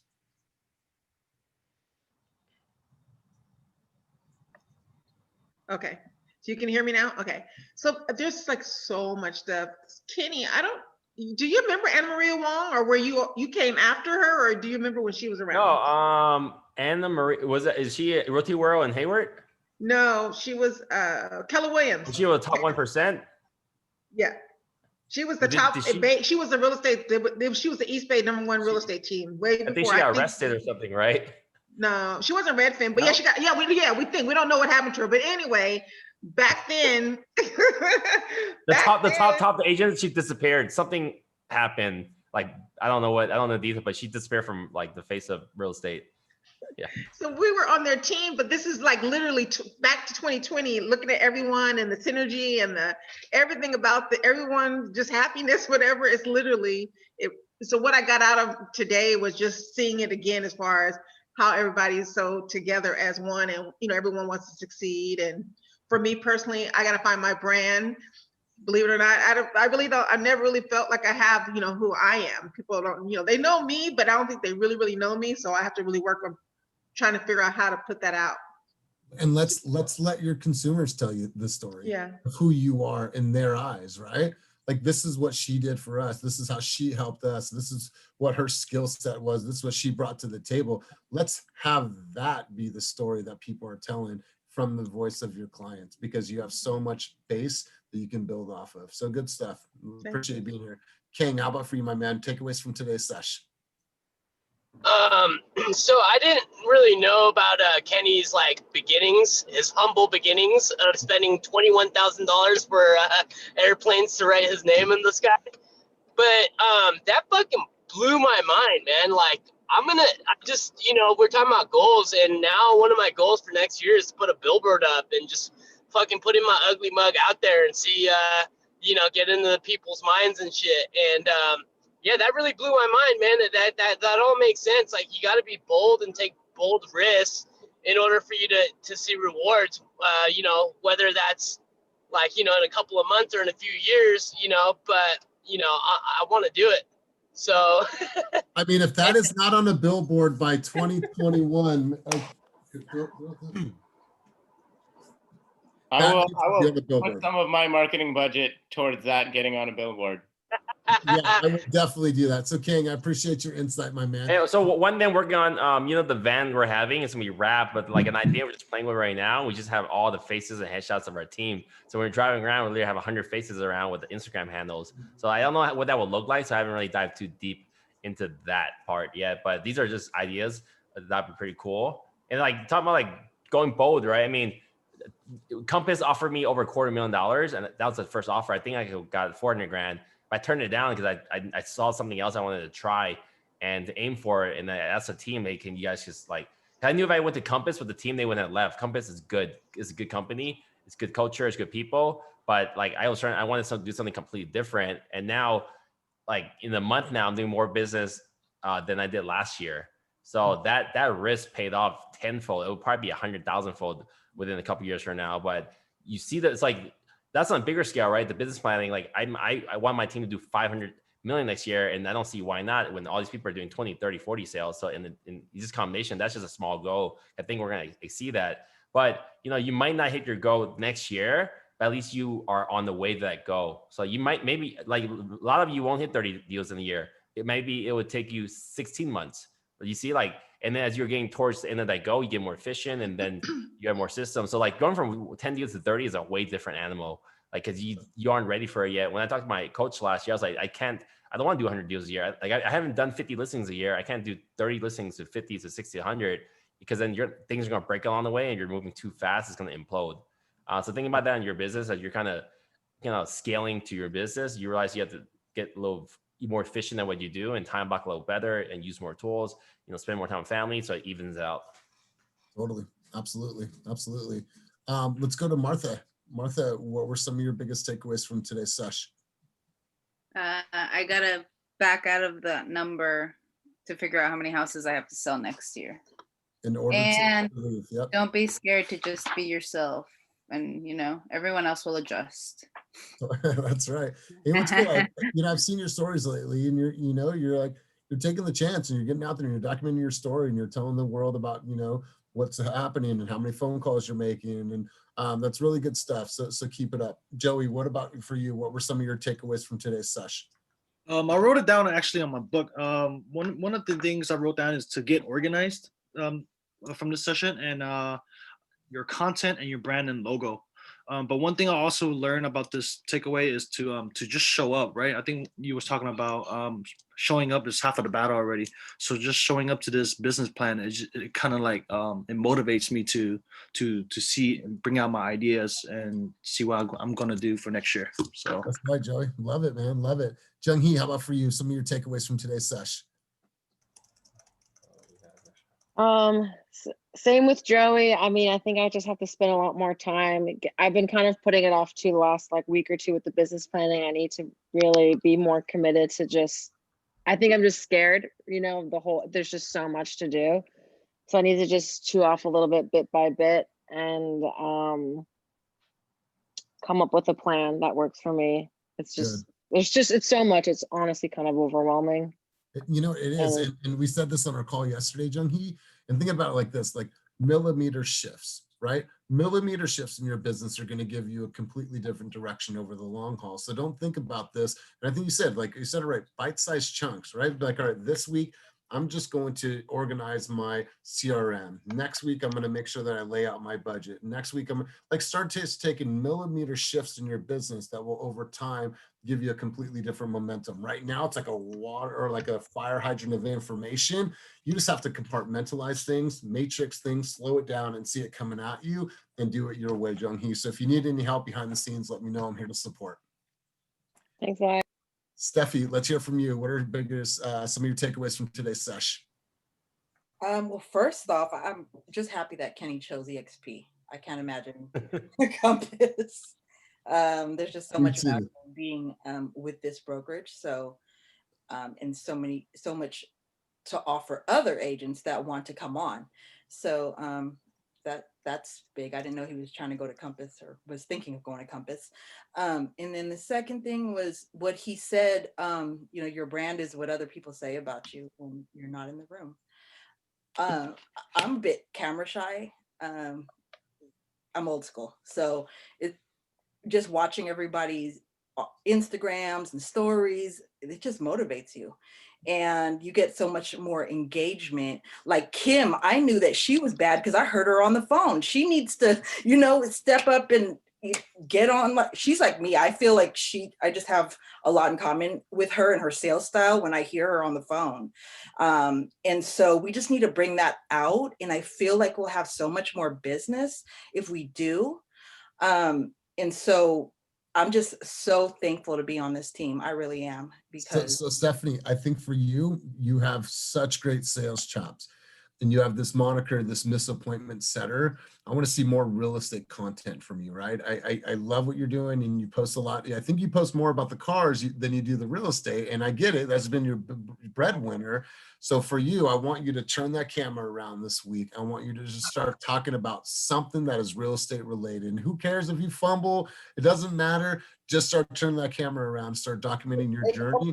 I mean, it's kind of part of my brand, right? Like you're saying, people know me from cars. So like even I talked to Nick, who is part of HomeLight, Yeah. because I feel like, car trades and home trades, like I have ideas in my mind and I'm trying to bring it all together. And so, Nick said he'd do a one-on-one, just because he sees the vision.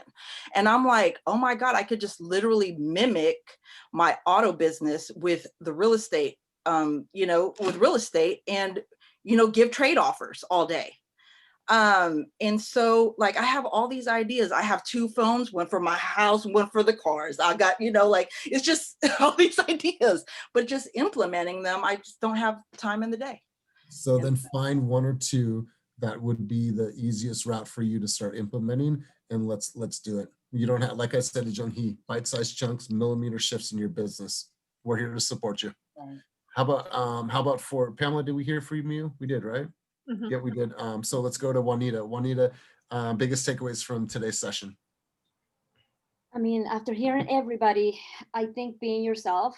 And for me, one of my biggest challenges is just to post in social media. I don't know if you have looked into my pages, but I'm not posting a lot.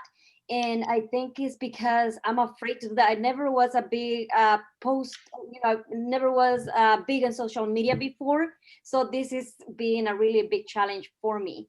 Sometimes I take videos and when I go show houses, hey, I'm showing this house today. It's a beautiful house, but I don't post it.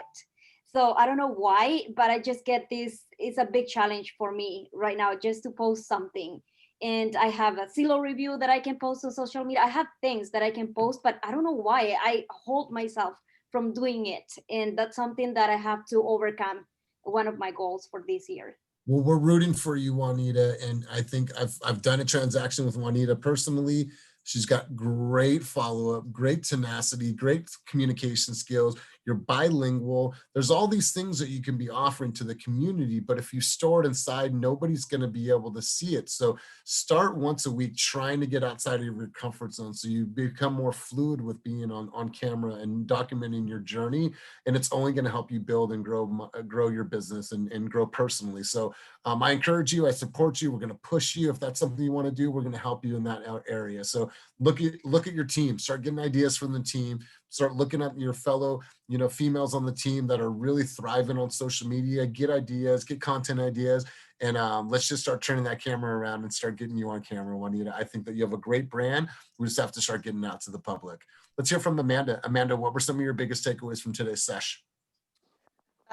Today, honestly, I'm really excited. Today got me ready to go. So I really need to work on my business plan specifically for this. My degree's in business, so I'm really excited about that. And I think I have a lot of good ideas, but honestly, similar to kind of other people, I think I'm holding myself back. So I just need to go for it. And again, I have a lot of good ideas, I think, but I was just holding myself back. So I need to have a good plan. And then once I execute that, I think I'm ready to go. So I'm excited.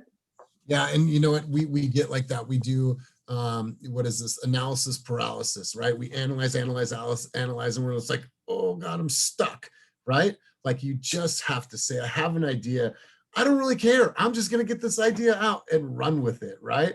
We launched Basecamp at Climb, and I didn't know, we didn't have a training session every single week. I didn't know who I was going to bring in. We launched it and we had such great attendance, and it was like we took a gamble and we launched something. And not all ideas are going to be great ideas, but like Kenny said early on, you're going to learn from it.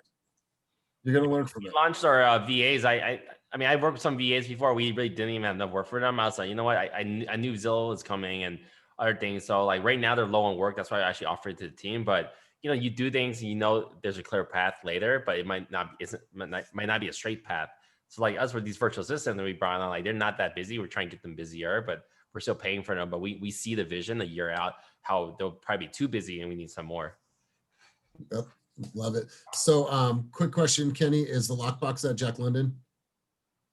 No, I have an extra key here and there's a lockbox at Jack London. So I can find a way to get there in the morning. I can install it. Okay. So Ryan, what about for you, my man? What were your takeaways from today's sesh? Sorry to be so annoying about the about the card, man. It's just I like being around everyone, but I don't like being stuck outside either. So that's We understand. My main takeaways are know your numbers, be confident in the numbers, and not really try and like make a logo, but just provide value to your sphere, to the people, and the brand will make itself up. Like, yeah, this example is the best example. Like, someone told her, like, no one likes a person that gives themselves a nickname. So it's like Kenny suggested to Julie, hey, you should be the numbers agent. And everyone else saw that in her as well. So it clicked. So I think as long as we give value to the people, someone is going to spark that quote unquote brand or logo for us. Yeah. Hey, I love that. Really good insight. I appreciate that. Let's hear from Michael Spivey. Michael, what were some of your takeaways from tonight's sesh? Some takeaways, I would say mindset, environment, and leadership. So mindset wise, when you're doing what you're doing, why are you doing it? You know, really making every decision deliberately with, you know, with the correct mindset going forward. As far as environment, just having everyone around is really something special. You know, the closest thing I've ever had to this was football. And that's about the closest feeling that I can relate, you know, trying to give you really emotionally the kind of feeling that I get just hearing you guys speak, being around. And as far as leadership, I think it's something special because each and every one of us are leaders. And some of us lead from the front, some lead from the middle, some lead from the back.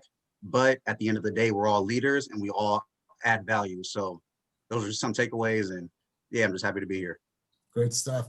And you know what? And I'm going to highly encourage you guys in the Spivey family to really take your video game to the next level and have this multifaceted approach with all these different segments and you know, client testimonials and things like that, because you're onto something special with Hello Neighbor. Let's see some other lines come out of that as well, man. So I'm looking forward to seeing what's in store in 2021. Let's go over to Terry. I was told I can't call her Auntie Terry anymore, but it's all right. Terry, go ahead. I mean, you're making me follow after my nephew. It's like, well said, Michael. That's my nephew. Pretty much the same, pretty much a synergy. I'm so excited right now. It's just like, you know, I mean, the organization that we were looking for to basically get the Spivey Daniel Real Estate Group, you know, back on a roll. It's just all sitting right here, and it's like scary. Like, oh my God, this is what we've been looking for.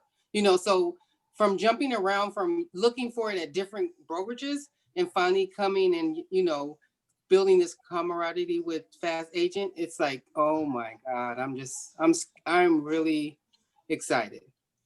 Well, I'm happy for you to be here, and I'm happy that you guys are excited. And I think there's tons of great things that we could do to get you guys to that $1 million mark as a family. And so we're putting that out in the universe. We're declaring that now, and we're going to work our asses off to get there. So good stuff. How about for you, Kevin? What were some of your takeaways from tonight's session? My big takeaway was just to be me. And, you know, I would never have shown up with a hoodie and a sweatshirt on at my old brokerage. And I feel more comfortable here. I'm like, this is me. This is, you know, would I wear this to a client meeting? No, but I don't need to be, you know, I can be relaxed. I can absorb. And I think that environment you guys have created allows me to just, you know, flourish. And so I'm excited to kind of buckle in here and get this, all the onboarding stuff done, and let's get to work.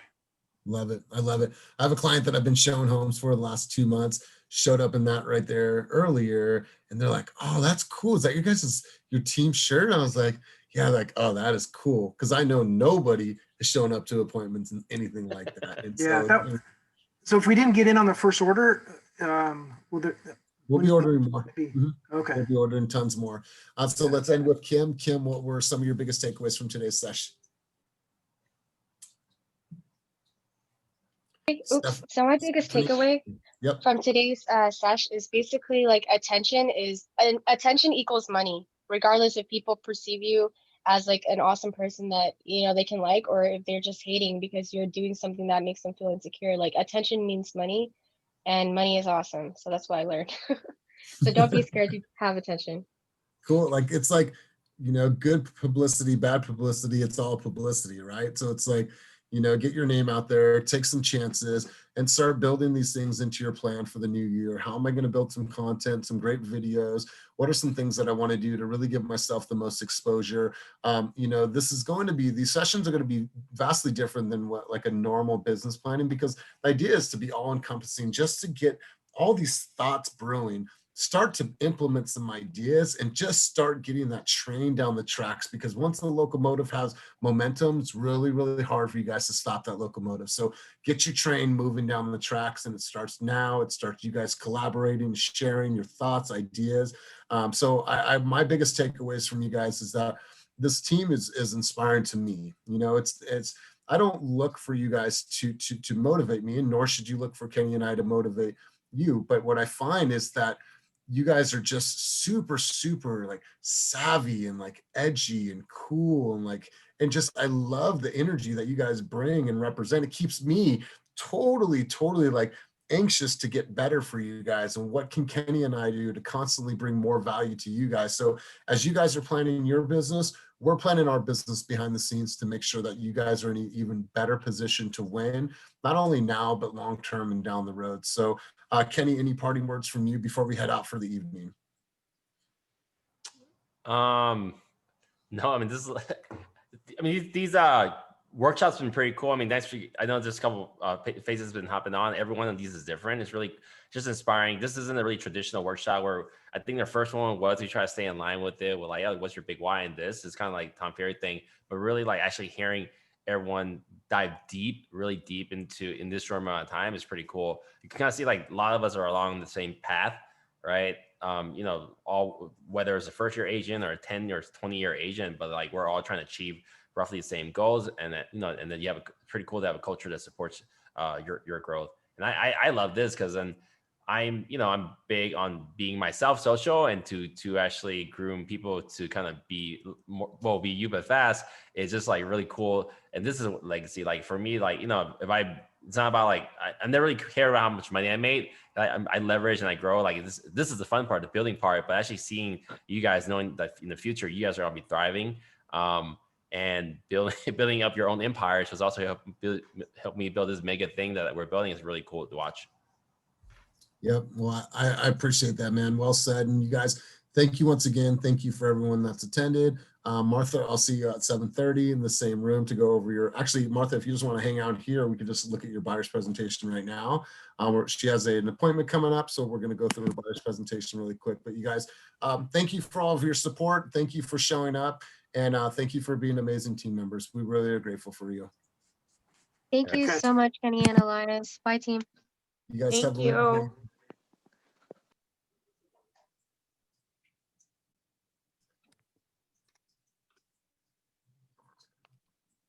What's up, Martha? Hi, Elias. Hey, how Thanks are for you? meeting with me. Yeah, I'm no good. How are worries. you? Good, good. So when's your appointment? Friday at 6. 6 o'clock. And where's the home at? I just have a Zoom with the Oh, you do? buyers. Okay. With All right, cool. All right, so is this going to be your first presentation? yeah, Awesome. it Awesome. is. Do you have a Zoom light? Like a ring light? Do I have a Zoom? Oh no. Do I need one? Yeah, I'm going to suggest that moving forward, you get one. We're going to be buying them all for the team, but I mean, look at the difference. Like it's this Okay, light. do I is look just, dark? no, it's just the contrast, right? So it's like this, I think this is probably what people use for like makeup, because it's like you can like, there's no shadows or anything. So my advice to you is that you get yourself a really good Zoom light. So you just see a very, very clear image of yourself. All right, so Gotcha. I've been through a buyer's presentation with you before, and this was in your first week. How are you feeling now? I'm sure you've done some studying, you've done some preparation. What are some questions that you might have about the buyer's presentation? So I feel pretty confident about walking someone through the process. My only concern is like when they start talking in terms of like a lender and like finance terms, I always never know, like, should I give them information or should I defer them to a lender, or like, give me an example. Like when, like I had this lady say, she asked me like, you know, can you give me like she asked me, does a lender cover all of your costs? Like, her question was, yeah, does the lender give you the full purchase price in terms of Hey, when they give you your loan? really quick, I'm gonna stop it and then hop right back on. Because I have to Okay. stop this and save this recording. I'm gonna stop it and hop back. Yeah. Right back. Okay. All right, so do you want to stop cloud recording?